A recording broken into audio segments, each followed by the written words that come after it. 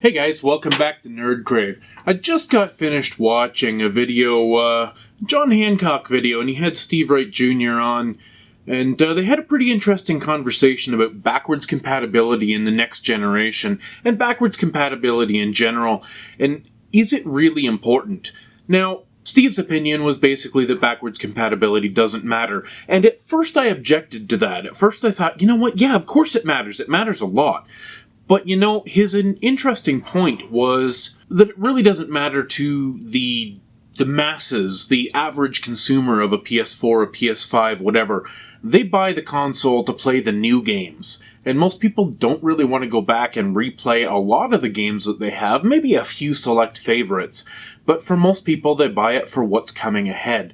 And, I'm kind of in the camp, similar to John Hancock's opinion, that it's really nice to have if you can get it. And for me, if the PlayStation 5 is not significantly backwards compatible with multiple generations, it's going to be a while before I buy into it, because I'm not ready to move on yet. I'm not done with the PS2 and the PS3 generations yet. I'm still discovering new games to this day.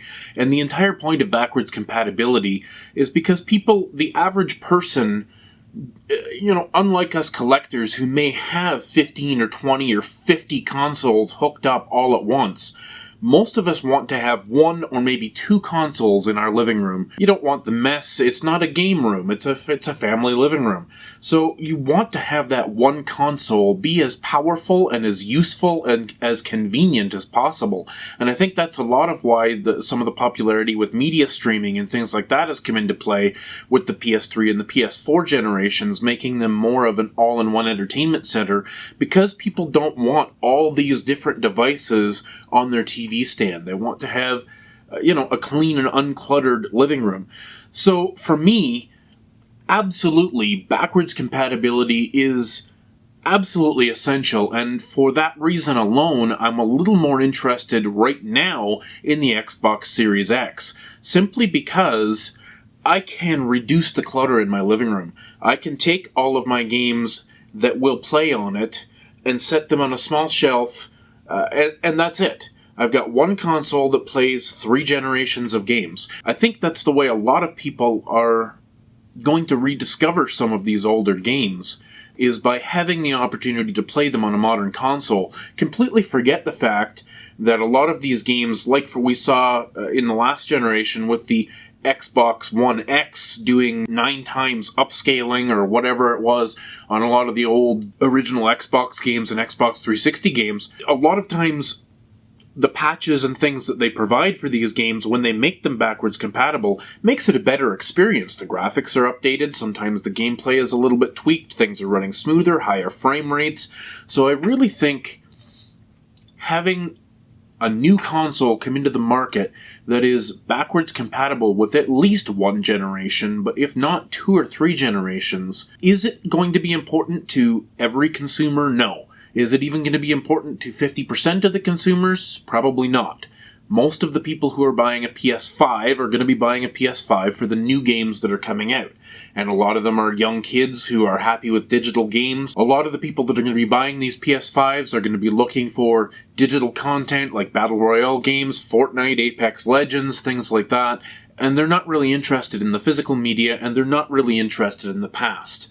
But for those of us who are retro collectors, or for those of us like me who skipped a couple of those generations and is coming back to gaming more now than ever, I am rediscovering a lot of PS2 and a lot of PS3 games that I haven't played yet, and I still have to have those consoles hooked up. They're all over the place. I've got consoles in every room of the house. I've got multiple TVs, CRT TVs, flat screen TVs.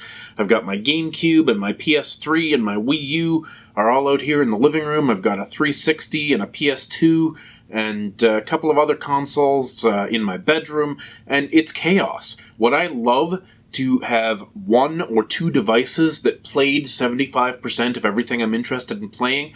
Absolutely. If PlayStation 5, and it's not going to be from what we can tell, but if PlayStation 5 was fully backwards compatible all the way back to the PS1, I would buy that on launch day. Why? Because I could pack up all those other consoles, put them in storage, and have one device to rule them all.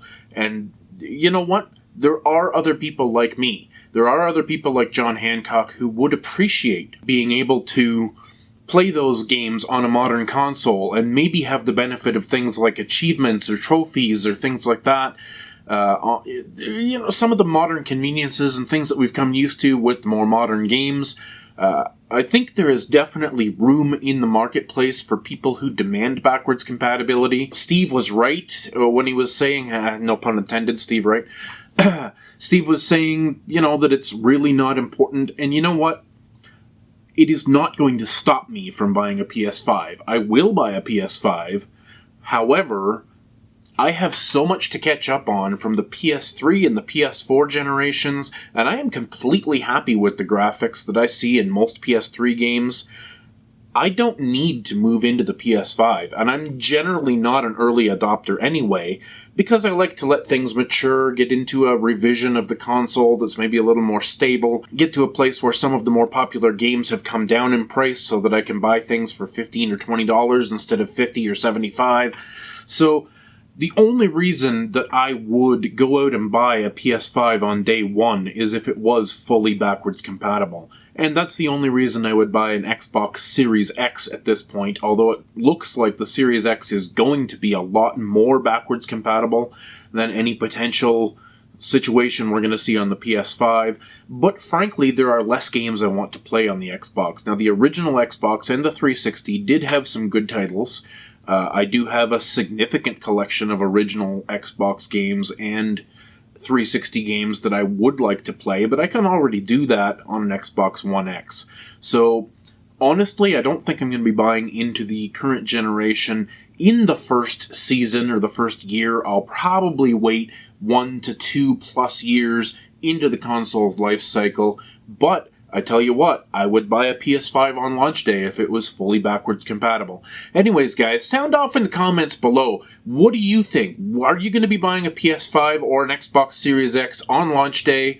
And does backwards compatibility matter to you? It certainly matters to me, and I think it matters to a lot of collectors, especially collectors of physical games, who really want to condense their collection into 1 or 2 consoles that they can have in their living room without having so much clutter. Not all of us have a big, beautiful game room or somewhere like this to display all kinds of games and paraphernalia. A lot of us have to live with our wives and our children, and you just don't have that space available to you. So what do you guys think?